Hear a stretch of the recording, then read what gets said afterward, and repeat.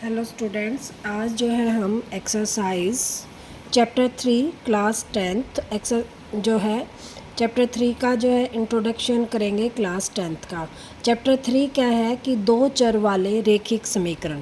दो चर वाले रेखिक समीकरण क्या होते हैं कि जैसे एक चर x हो गया, एक चर y हो गया, तो ये दो चर हो गए हमारे। इसका रेखिक समीकरण कैसे बनता है? ax plus B Y plus C is equal to 0। ये इसका दो चर वालों का रेखिक समीकरण होगा। अब दो चर हैं तो हमारे पास दो इक्वेशंस मिलेंगी, यानी कि इस टाइप में जो है दो इक्वेशन होंगी और इन दो इक्वेशन से हमें x एंड y की जो वैल्यू है वो फाइंड आउट करनी है। इसके लिए जो है फाइंड आउट करने के लिए डिफरेंट जो है फार्मूले हैं। कोई ग्राफीय जो फार्मूला है, ग्राफीय विधि द्वारा भी हमने फाइंड आउट करना है। प्रतिस्थापन, विलोपन जो चैप्टर 3 है, इसमें मेन जो हमारा है कि x एंड y की का मान ज्ञात करना। अब हमारे पास मान लो दो इक्वेशन है, a1x plus b1y plus c1 is equal to 0, इसको इक्वेशन नंबर 1 कह दें, और a2x plus b2y plus c2 is equal to 0, इसको इक्वेशन 2 कह दें। अब ये a1 a2 क्या है? ये जो है कांस्टेंट है। कांस्टेंट क्या होते हैं? अचर। मतलब इस इक्वेशन को हम ऐसे लिख सकते हैं 3x plus 4y plus 9 is equal to 0। ठीक है, कोई इक्वेशन और हो जाए 4x plus 3y plus 10 is equal to 0। इस टाइप की जो इक्वेशंस हैं उनको जो लिखने का कॉमन जो तरीका है वो है a1 x plus b1y plus c1। a1 क्या हो गया?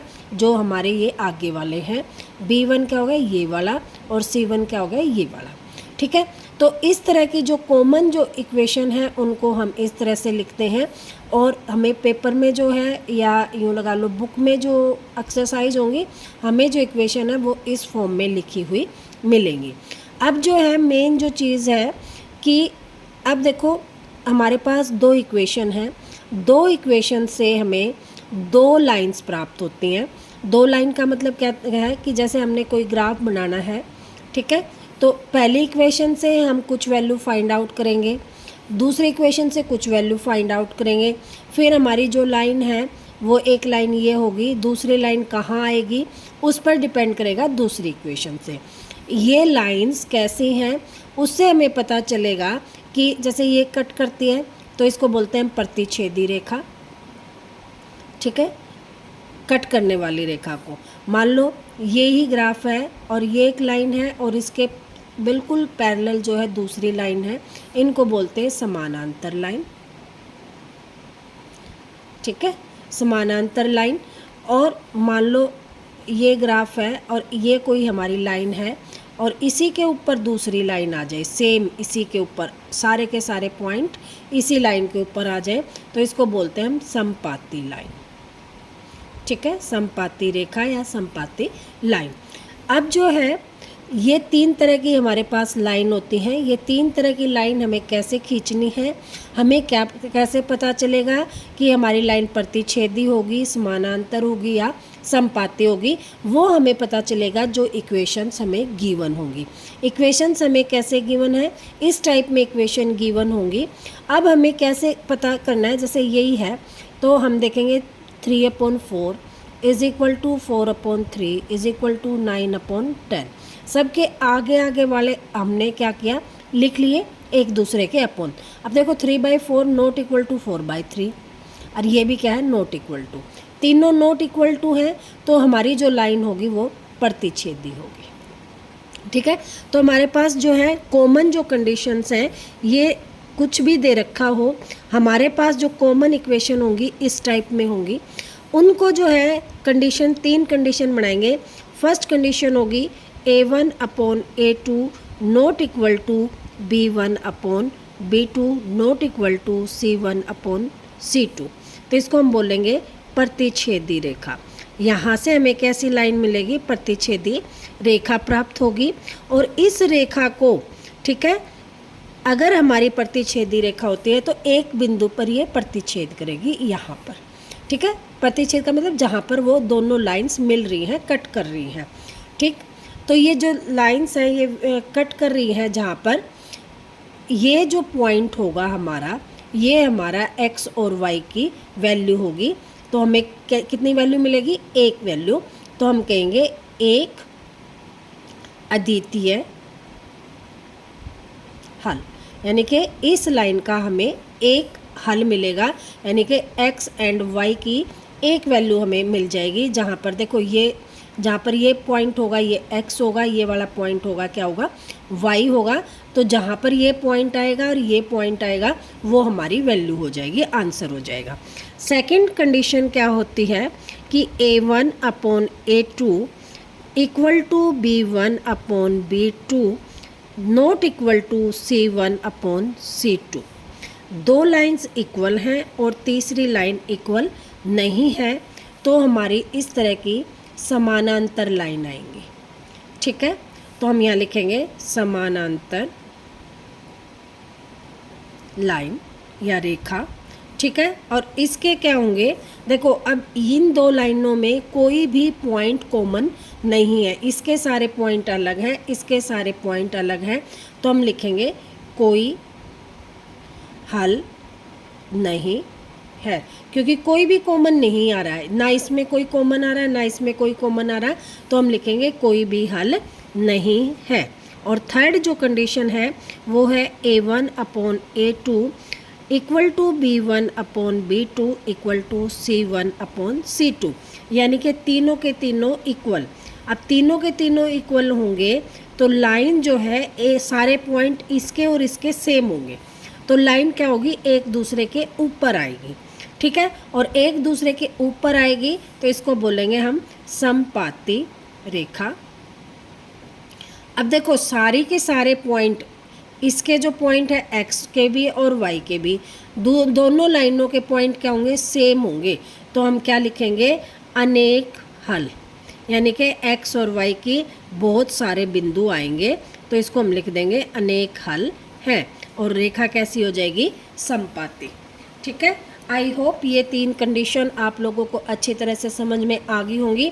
मोस्ट इम्पोर्टेंट कंडीशन है, मोस्ट इम्पोर्टेंट कंडीशन।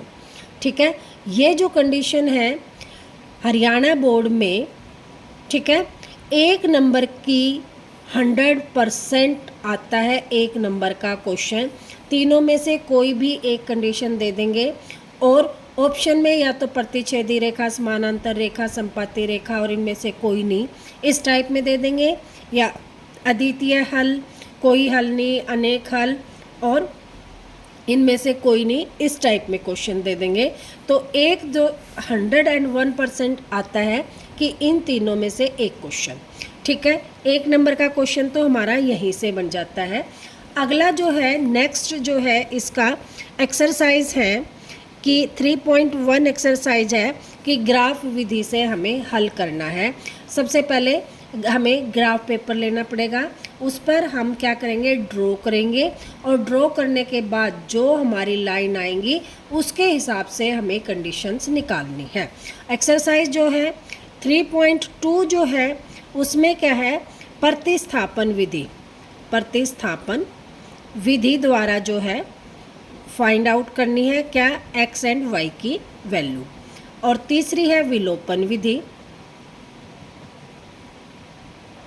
ठीक है, इस विधि द्वारा जो है x एंड y की वैल्यू हमें फाइंड आउट करनी है। अब ये जो तीनों विधियां हैं ये फर्स्ट में होते ग्राफ वाली। ठीक है, ग्राफ।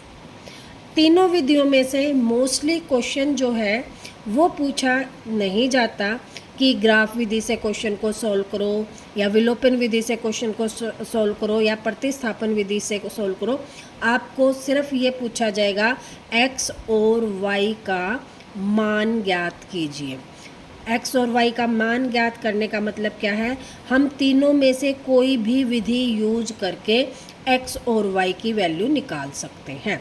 ठीक है, लेकिन क्वेश्चन में तीनों विधियां दे रखी हैं, तीनों विधियों की एक एक एक्सरसाइज है, तो हम तीनों विधियों का करेंगे ताकि हमें जो है अच्छी तरह से आ जाए, और क्वेश्चन में कैसा भी क्वेश्चन हो आसानी से हमारा क्वेश्चन जो है सॉल्व हो जाए।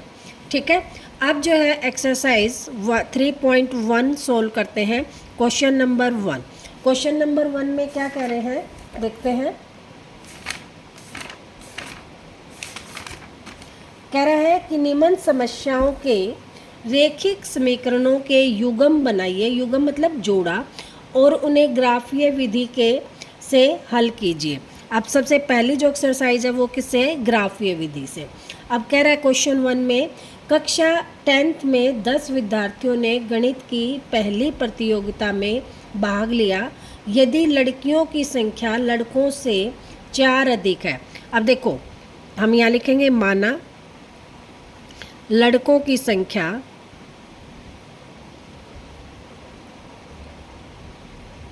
x और लड़कियों की संख्या इसमें दे रखी है कि लड़कियों की संख्या कितनी है? लड़कों से 4 अधिक है, तो x + 4, ठीक है।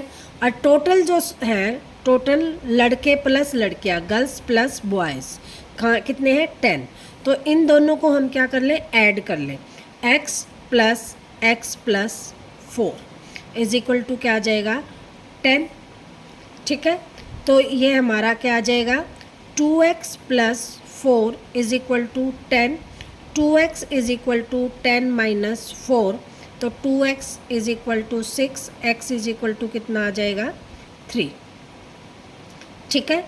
लड़कों की संख्या आ गई 3, लड़कियों की कितनी आ जाएगी? x की जगह हम 3 पुट करेंगे, +4 = 7, ठीक है। ये तो था हमारा without graph method. Without graph method हमने इसको सोल्व कर दिया। लेकिन ग्राफ की विधि से अगर क्वेश्चन आ जाता है तो हम यहाँ मानेंगे लड़कों की संख्या कितनी? x, लड़कियों की संख्या y। टोटल कितनी है? x + y = 10। अब ग्राफ विधि से सोल्व करना है तो x और y की, जैसे 9th क्लास में हम टेबल बनाते थे कि x की जगह अगर हमने 0 पुट किया तो यहाँ क्या आ जाएगा? 0 + y = 10, तो ये आ गया हमारा 10, ठीक है। फिर हम किसकी जगह पुट करेंगे? y की जगह।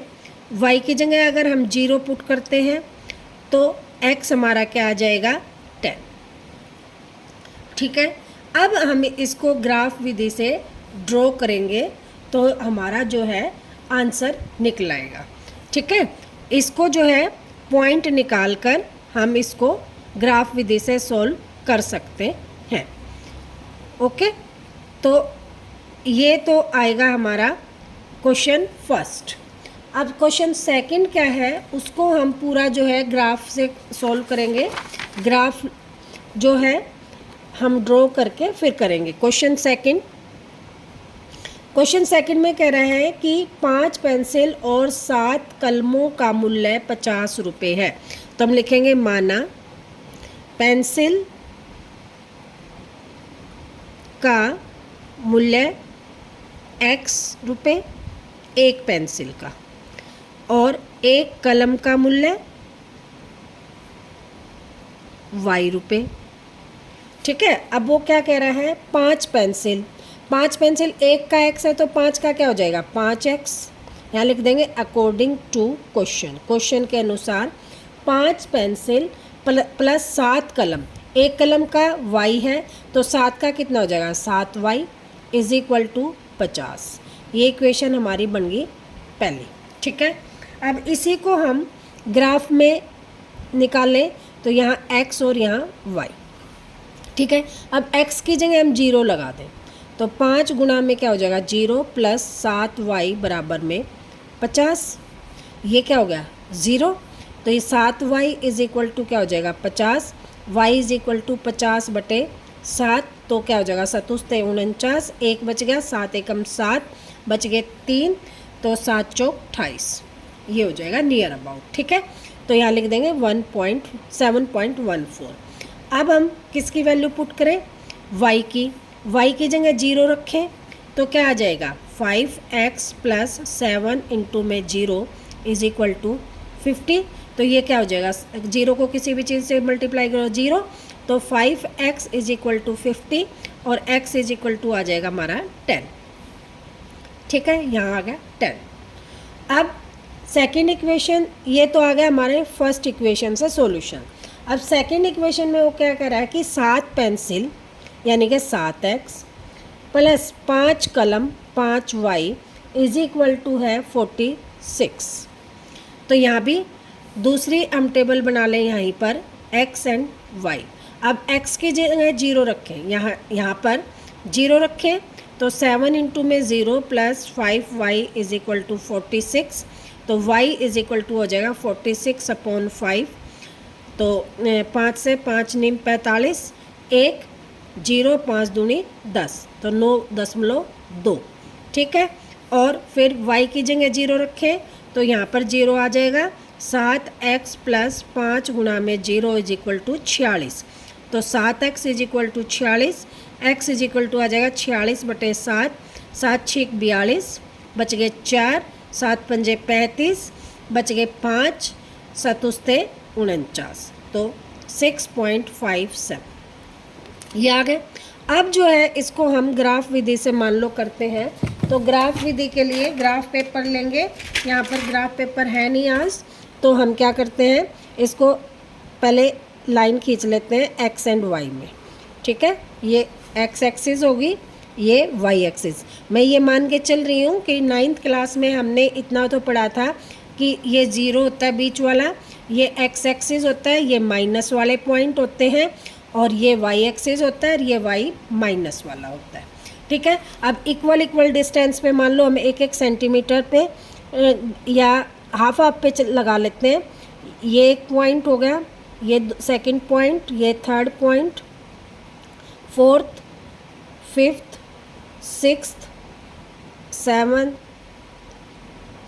यहाँ से 8, 9, 10, 11। ठीक है, इसी तरह इधर कर लेते हैं 1 2 3 4 5 6 7 8 9 10। ठीक है, माइनस में इसलिए नहीं करते, देखो ये पॉइंट हो गया 1 2 3 4 5, ठीक है, 6 7 8 9 10। इधर 1 2 3 4 5 6 7 8 9 10। अब क्या है, पहले वाला लाइन खींचते हैं 0 पे 7.14।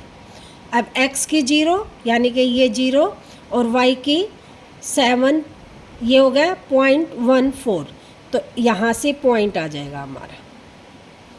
ठीक है, अब 10 पे ये 10 है, 10 पे यहाँ पर 0, इन दोनों पॉइंट्स को मिला देते हैं।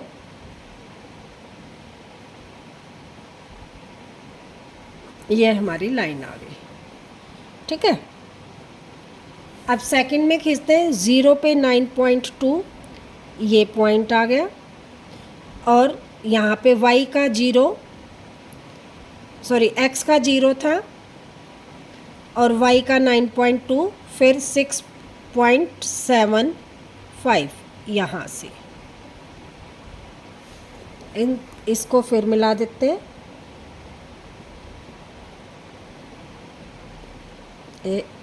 ये वाला पॉइंट। ठीक है, अब हमारा जो पॉइंट आया प्रतिच्छेदी रेखा होगी, प्रतिच्छेद कहाँ किया, यहाँ पर, ये पॉइंट जो हमारा आ गया प्रतिच्छेदी रेखा का। अब इसको मिला लेते हैं, तो ये यहाँ मिलेगा, ठीक है, और इधर मिलेगा ये यहाँ पर 6 पर। तो हमारा जो आंसर आएगा 3 और 6। ठीक है, तो 3 मतलब x की वैल्यू, x हमने क्या मानना था, पेंसिल, यानी कि पेंसिल कितने रुपए की है, 3 रुपये की, और जो हमारी कलम का मूल्य है वो क्या है, 6 रुपये है। ये हमारा आंसर आ जाएगा। इस टाइप से हम जो है ग्राफीय विधि से अपने क्वेश्चन को सॉल्व कर सकते हैं। ठीक है, अब जो है ये तो था फर्स्ट क्वेश्चन का सेकंड पार्ट। अब सेकंड क्वेश्चन में कह रहा है वो अनुपातों A1/A2। देखो सेकंड क्वेश्चन में ये कह रहा है कि अनुपात A1/A2, B1/B2 एंड C1/C2 की तुलना में ज्ञात कीजिए कि निम्न समीकरण युग्म द्वारा निरूपित रेखाएं एक बिंदु पर प्रतिच्छेद करती हैं, समानांतर हैं या समपाती हैं। इसमें सिर्फ हमें बताना है कि हमारी लाइन कैसी है। फर्स्ट इक्वेशन है हमारी 5x minus 4y plus 8 is equal to 0 और 7x plus 6y minus 9 is equal to 0।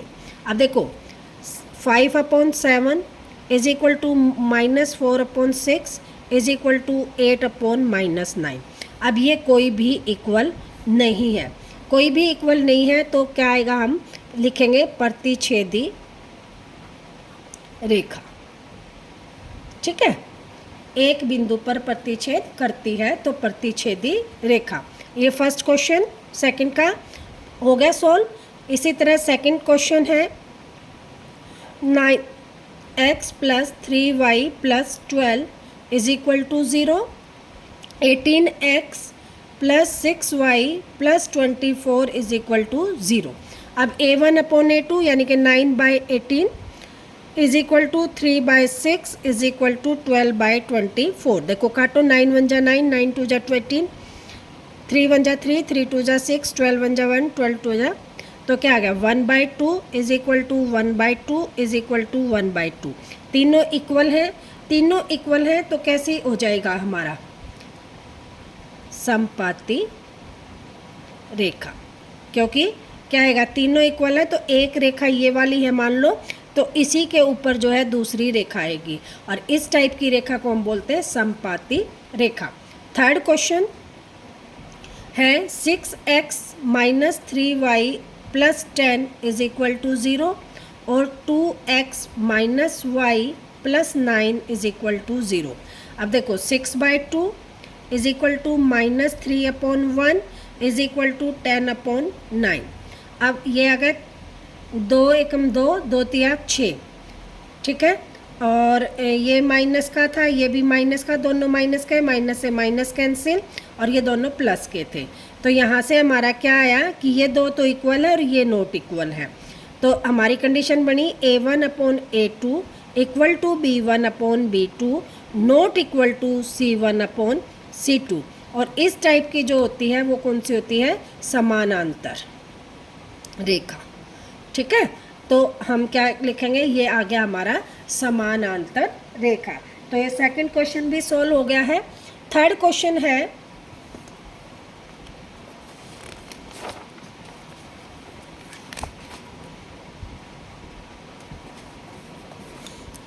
वो कह रहा है कि अनुपात a1/a2 b1/b2 c1/c2 की तुलना कर ज्ञात कीजिए कि निम्न रैखिक समीकरणों के युग्म संगत हैं या असंगत हैं। अब देखो संगत और असंगत की कंडीशन क्या होती है ये बता देती हूँ मैं तुम्हें, संगत क्या होता है और असंगत क्या होता है। तो ये हमने अभी देखो ये 3 कंडीशन करी थी, तो इसमें जिसमें हल है, एक इसमें हल था अद्वितीय हल, एक इसमें था अनेक हल। जो हल है वो तो संगत हैं, जिनके हल निकलेंगे तो ये भी संगत होगा, ठीक है, और जिसका कोई हल नहीं निकलेगा वो क्या होगा, असंगत। आगे समझ में, तो हमने क्या देखना है, यही कंडीशन देखनी है। अगर प्रतिच्छेदी रेखा आती है और संपाती रेखा आती है तो संगत होंगे, अगर समानांतर लाइन आती है तो असंगत होंगे। ठीक है, अब इसमें जो है क्वेश्चन, फर्स्ट क्वेश्चन है थर्ड का फर्स्ट पार्ट, इसमें कह रहा है 3x plus 2y is equal to 5 और सेकंड कंडीशन है 2x minus 3y is equal to 7। अब इसका देखें 3/2 is equal to 2/-3 is equal to 5/7, कोई भी इक्वल नहीं है तो हम लिखेंगे इसको संगत। हल है तो लिखेंगे संगत। सेकंड पार्ट इसका 2x minus 3y is equal to 8, 4x minus 6y is equal to 9। अब इसमें देखो 2/4 इज इक्वल टू -3 -6 8/9, 2 एकम 2, 3 एकम 3, 3 दूनी 6, माइनस से माइनस कैंसिल और ये कैंसिल नहीं होता है, तो 1/2 equal to 1/2 not equal to 8/9। देखो 2 इक्वल हैं, तीसरा इक्वल नहीं है तो असंगत। क्यों? क्योंकि ये समानांतर लाइन आएगी। ठीक है, अब थर्ड जो पार्ट है इसका, थर्ड पार्ट में है 3/2x plus 5/3y is equal to 7, और सेकंड कंडीशन है 9x minus 10y is equal to 14। अब इसमें देखते हैं 3/2/9 इंटू में 9 हो गया, इधर 5/3 इंटू में -10, माइनस का साइन यहाँ आ जाएगा 7/14। अब करते देखो 3 3 जा 9, तो 1 क्या आ गया 3 2 जा 6, इधर देखें 5 2 जा 10, तो इधर आ गया 1/-6 इज इक्वल टू आ गया 1/2। अब इसमें देखो यहाँ पर एक में प्लस का साइन है, एक बार माइनस का साइन है, तो ये नॉट इक्वल टू में आएंगे, तो ये आएगा संगत। प्रतिच्छेदी रेखा आएंगी तो इसको हम लिखेंगे संगत। ठीक है, फोर्थ क्वेश्चन है 5x minus 3y is equal to 11, और यहाँ से आ गया -10x plus 6y is equal to -22। अब देखो 5/-10 is equal to -3/6 is equal to 11/-22। 5 दूनी 10, 3 दूनी 6, 11 दूनी 22। -1/2 is equal to -1/2 is equal to -1/2।